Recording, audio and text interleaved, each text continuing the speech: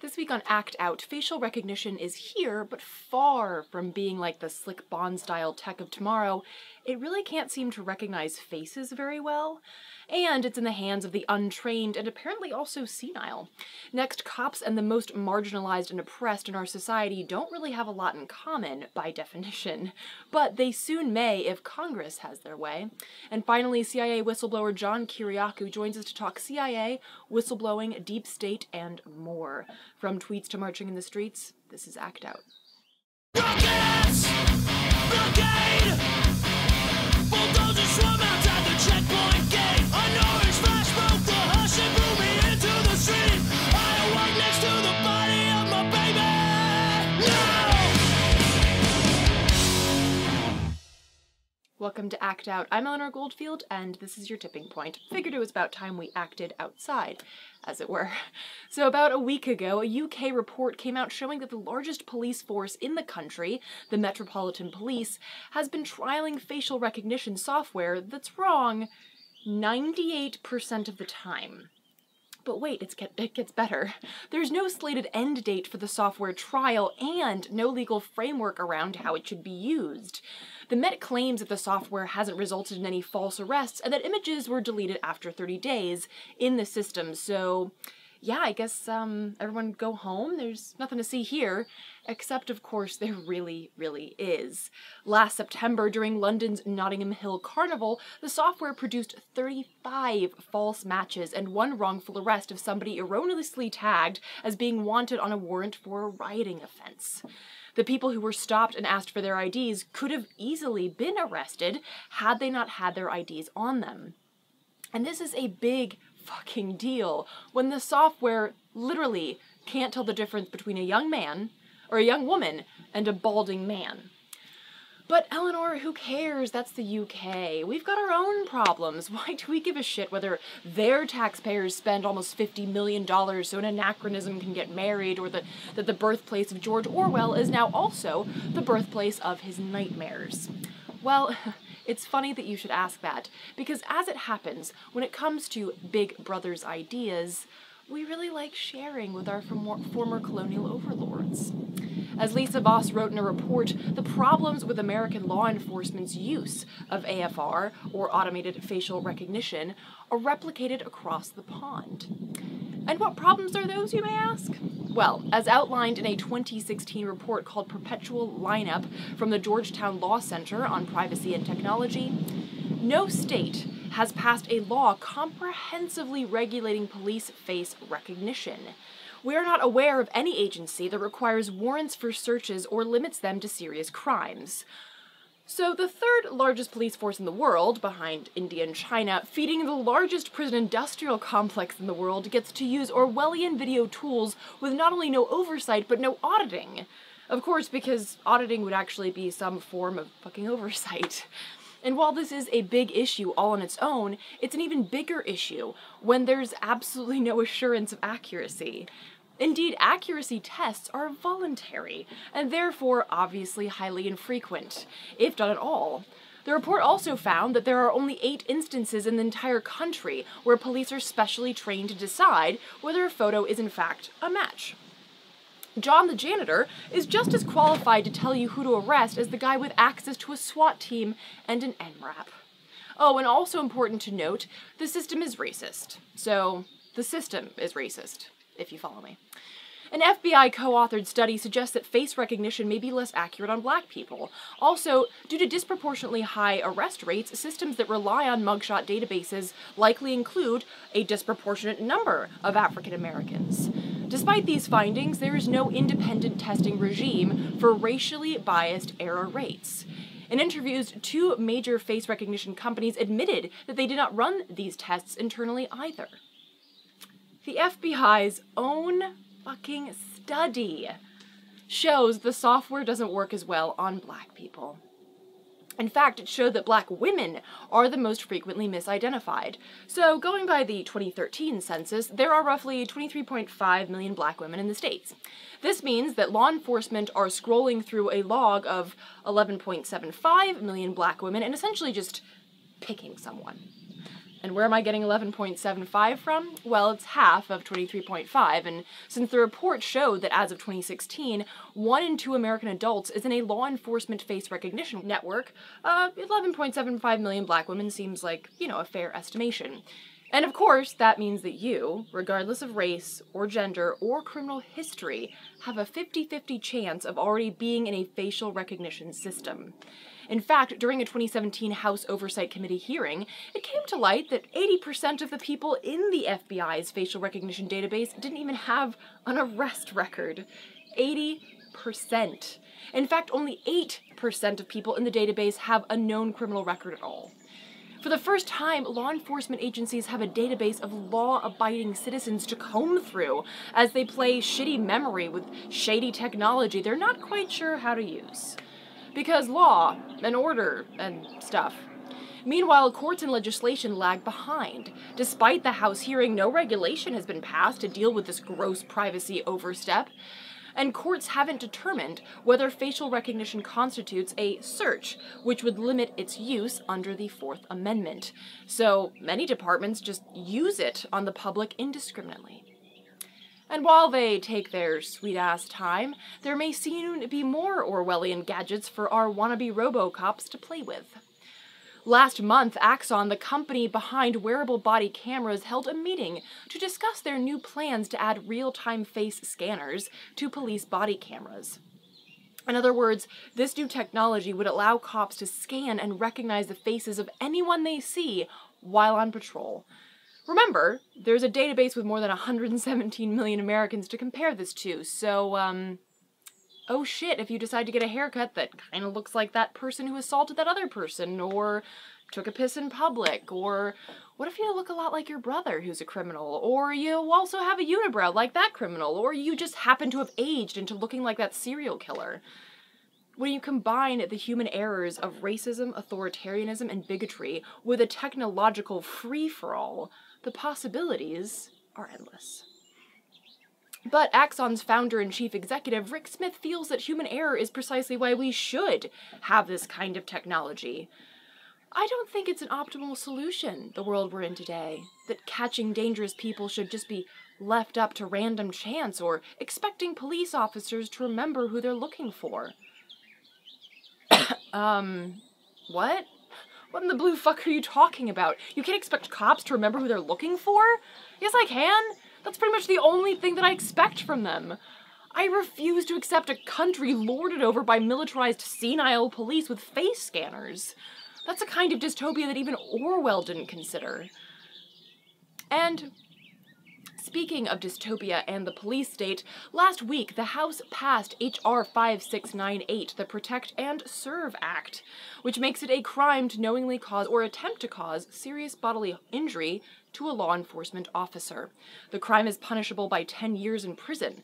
If the crime results in the death of a law enforcement officer, or the crime involves kidnapping or the attempt to kidnap or kill an officer, then the sentence can be up to life in prison. The Senate version, which has yet to be voted on as of the taping of this show, would make violence against police a hate crime, meaning that police would then be protected in the same way as marginalized groups that are based on race, religion, national origin, perceived sexual orientation, gender identity, or disability. And if you're already getting a little bit of a brain twitch, your unconscious reaction is correct. People choose to be cops, right? People don't choose their race, their sexual orientation, or physical ability. There's no such fucking thing as blue lives, because blue lives aren't real. It's a job, not an immutable identifier. Furthermore, there are already laws in place that protect cops. You might already know this, but it's already a crime to assault or kill a police officer. All this is, excuse me, all this is an attempt to turn the demand for police accountability into a war on police. But meanwhile, police deaths in the line of duty have continued to drop. At this point, it's more dangerous to be a fisher, a roofer, a truck driver, or a farmer. In fact, the leading cause of death among police is actually suicide. But I guess that Protect and Serve mental health bill is, yeah, it's not a thing. But the divisive war on police fallacy has already passed the House. It's now up to the Senate whether they want to accept the House's already absurd and insulting version, or if they really want to push this hate crime bullshit. In which case, it'll have to go back to the House. Either way, this low-life scum is something that you will want to keep an eye on. You low-life scum. Speaking of low-life scum, you may know by now that Gina Haspel was confirmed as the new chief of the CIA last week. We initially covered her body, or bodies of work, in episode 153, so if you'd like a recap of her resume, check that out. Despite ample evidence of both torturing and the covering up of said torture, Republicans and Democrats came together to pedestal this remarkably twisted woman. It's too bad that they didn't have this guy standing over their shoulder. Prosecute torture! Granted, he was talking about Cheney, but really, that common sense advice applies to piles of folks like Cheney and Haspel, who have done really quite well for themselves as deep state darlings and champions of the evil empire, both here at home and abroad. But don't just take my word for it. Who better to dish on the ways of the CIA than a former CIA officer? John Kiriakou is the only person to have served jail time for the CIA torture program. Not for partaking in it, but for exposing its existence. We sat down with him recently to talk whistleblowing, Haspel, and the CIA mindframe, deep state, and more. Take a look. A CIA psychiatrist once told me that the CIA actively seeks to hire people who have sociopathic tendencies, not sociopaths, because sociopaths have no conscience. They can easily pass a polygraph, but they're impossible to control. People who have sociopathic tendencies do have a conscience, do react in a polygraph, but are happy and willing to work in moral, legal, and ethical gray areas. But it's impossible to weed out all the sociopaths because just by their nature, they're going to slip through the cracks. And like any large Fortune 500, let's say, corporation, it's the sociopaths who rise to the top of that corporate structure. And it's because they have no conscience. It's because they're willing to promote themselves on the backs of those around them. That's Gina Haspel. She knew how to survive. She's been in the senior intelligence service for more than 20 years. And so when they said, Gina, we want you to go to this secret site and manage the torture program, she could have said no, but she didn't say no. She said yes. They told her, we want you to destroy the evidence of the torture. And again, she could have said no, but she didn't. And so that's the pattern. That's how Gina Haspel got to where she is today. I'm also curious because there's doubtlessly a war on whistleblowers that's going on. Without a doubt. And what would you say to those that see waste, fraud, abuse, or illegality, but also see this war on whistleblowers and therefore are really afraid? Yeah, this is a very difficult issue. So I'm going to give you two answers. What they teach you to do in the intelligence community is to go through your chain of command, right? So you go to your immediate supervisor. If you don't get satisfaction there, you can go one level higher if you want. If you don't want, you can go to the inspector general. If you don't get satisfaction there, you go to the general counsel. And if you don't get satisfaction there, you go to the congressional oversight committees. So Tom Drake, who was a senior executive at the NSA, did exactly that. When he found that there was waste, fraud, abuse, and illegality at NSA and that NSA was spying on Americans, he went to his supervisor, then to the inspector general, the general counsel, the DOD inspector general, and then the congressional oversight committee, exactly as we're taught to do. For his trouble, he was charged with 9 felonies, including 7 counts of espionage. They were threatening him with spending the rest of his life in prison. And the only offer they made him was for 35 years. And they said, if you take a plea, you might live to meet your grandchildren.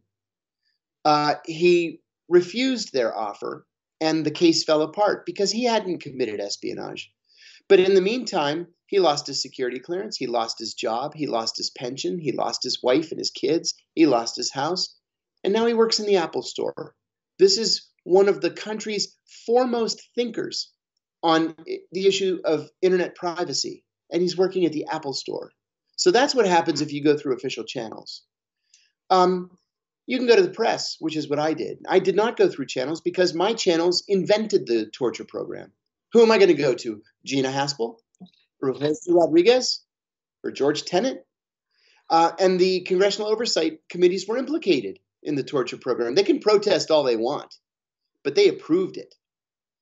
So I elected to go to the media. Now, I did it in a very public and many people would say foolhardy way. But I did it the way I did it. I mean, and that's just the way it was. I would recommend, though, if other people are considering blowing the whistle, not doing it the way I did it. Do two things differently. Number one, hire an attorney before blowing the whistle. I hired one after, and so I found myself constantly being reactive. You want to be proactive in a situation like that. So hire an attorney right off the bat, one that specializes either in whistleblower cases or in white-collar criminal defense. Very, very important. The other thing is, if you're going to go to the press, go to WikiLeaks, because WikiLeaks protects its sources. Don't go to The Intercept. You're going to be in prison by the end of the day.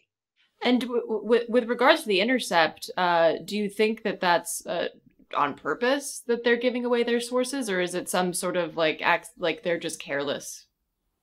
You know, I don't want to think that it's on purpose. I prefer to think that they're incompetent boobs who have no business working in national security journalism. Let's use Reality Winner as an example. Reality Winner was an NSA contractor. She came across a piece of finished intelligence. Okay, finished intelligence has been written by an analyst and does not contain any sources and methods. So in my view, it's not even really classified. I think you can argue that it's either improperly classified or ought to be declassified. But that's neither here nor there. She sent it to Matthew Cole. Matthew Cole was single-handedly responsible for putting me in prison. So Matthew Cole makes a photocopy of this document and he emails it back to NSA and he says, is this a legitimate document? Well, anybody with 2 ounces of brains who has spent 5 seconds in the intelligence community knows that whenever you print a document, the printer embeds your name and your employee identification number on the page. It might be in a period, it might be in the dot of an I, but it's there. So he faxes it to NSA, they blow it up, it says, Reality Winner, employee number 12345. She was arrested 2 hours after that article came out. So I kind of want to shift to where we are now after you've blown the whistle, and I was reminded of something that Snowden said, which is that the thing that he feared the most was that nothing would change. Yeah. How do you feel about that now that you're out of jail, but looking back, how do you feel about that? Is that something that you've contemplated? Oh my gosh, yes. That's probably the single most important issue that any whistleblower considers. One thing that makes me sick to my stomach is that all public opinion polls on the issue show that a clear majority, upwards of 65% plus of Americans, support a torture program. Before the 9/11 attacks, that number was closer to 30%. So that is just, to me, that is just an awful, terrible thing about our country and about the American people. Just terrible. Shame on us. With that said, until I said something, the government was denying and denying and denying that any such program ever took place. Well, the American people own that information. The American people have a right to know what the government is doing in their name. And, I waited all those years for somebody to say something, and nobody ever said anything. So I also wanted to talk about recent news outside of Haspel, but also things like the Iran deal, for example, and foreign policy that the CIA obviously has an interest in.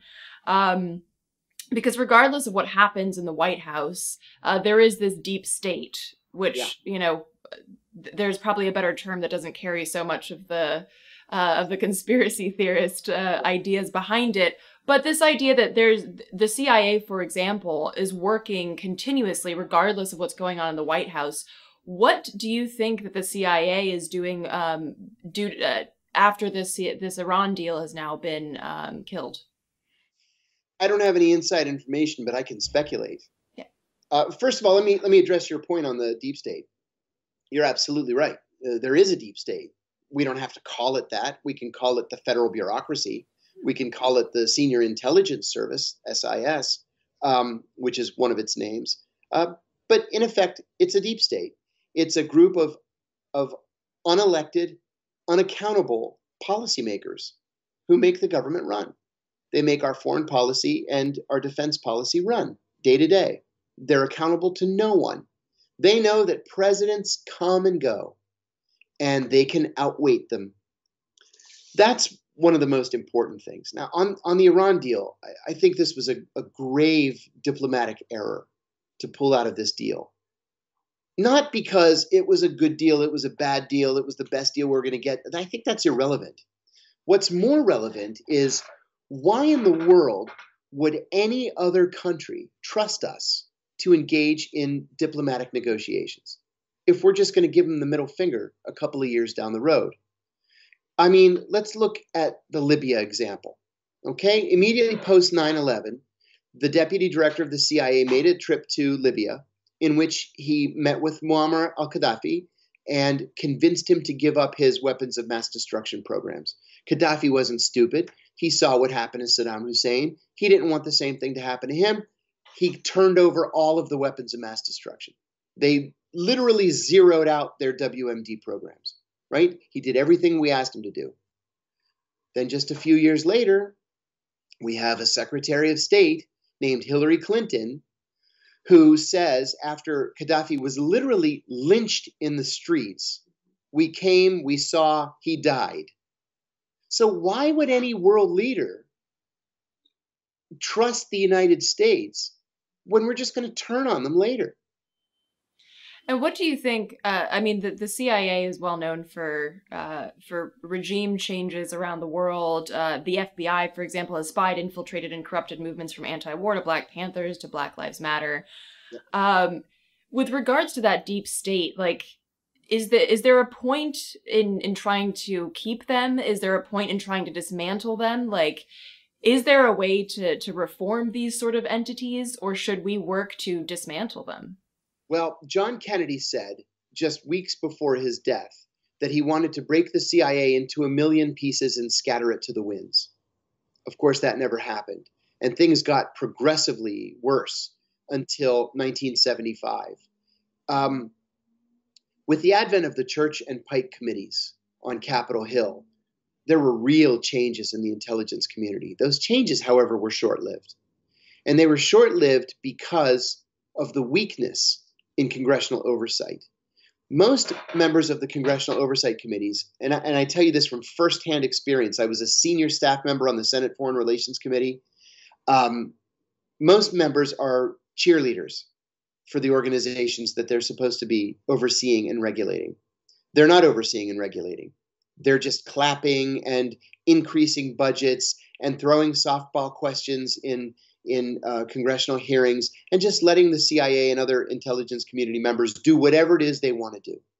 There are a couple of people, Ron Wyden, for example, who's good, maybe Heinrichs from New Mexico, but the rest of them, I mean, Dianne Feinstein is one of the most notorious. She's a Democrat. She was chairman of the Senate Select Committee on Intelligence. And even after the CIA hacked into her committee's computer systems to spy on her and her investigators, she still cheered for the CIA.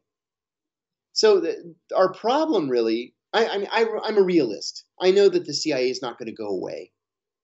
Maybe it should, but it's not going to. So the next best thing is real congressional oversight, and we don't have it.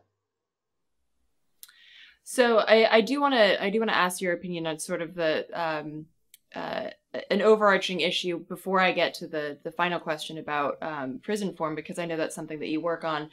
In terms of congressional oversight, this is something that could be dealt with by changing Congress. But if the electoral system is so rigged, if the electoral system is based on who can pay the most for which seat, what do you think then what should people then be working on with regards to congressional oversight? There's really very little that we can do realistically. You raise a very important and very good point here. The elections are rigged. I mean, Citizens United wrecked our country. Money talks in elections. My attorney said something to me once that was funny in a sad way. And he didn't mean it to be an insult, but it tells you a lot. He said, one of the things I like about you, he said, you've been in this town for 36 years. And you still think that members of Congress do things because they're the right things to do. He said, I find that very amusing. Wow. Yeah, the right thing to do has nothing to do with the thought process, the decision-making process of a member of Congress. Look, Frank Church is dead. Otis Pike is dead. Daniel Patrick Moynihan and Ted Kennedy are dead. And nobody has ever replaced them. Nobody can replace them. Nobody has the guts to replace them. I actually challenged Ron Wyden one time. And I said, Senator, why can't you do more to rein in the CIA? And he said, are you kidding? It takes all my energy just to make it so that they don't revoke my security clearance. Wow. And I think that's very sad because he's the overseer. Yeah. He should be telling them what to do. That's just not the way it is anymore. And it's not like the president has any way of reining in the CIA or the FBI either. So there's really no one. Not at all. Not at all. For more on John and his work, visit johnkiriakou.com. And that will do it for this week's Dose of Dissent. Thank you so much for watching. Please spread and share this with all of your friends, foes, and people you don't know. Again, check out the last slide and the show description to find sites mentioned in this week's show.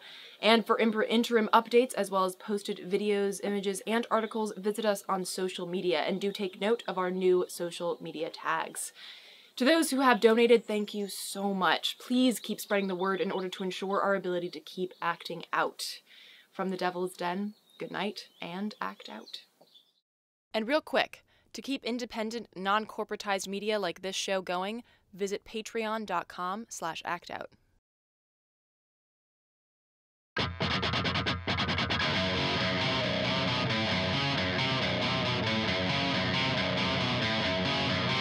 I can hear the boots are stomping. Come on, boys, let's get some rocks to throw. I can't stand to hear my father cry anymore. Time we left for nothing, motherfuckers dead in the road. We've been begging up inch by inch, we got nowhere else to go. It's been too many years since your push deserved my shove. I'm not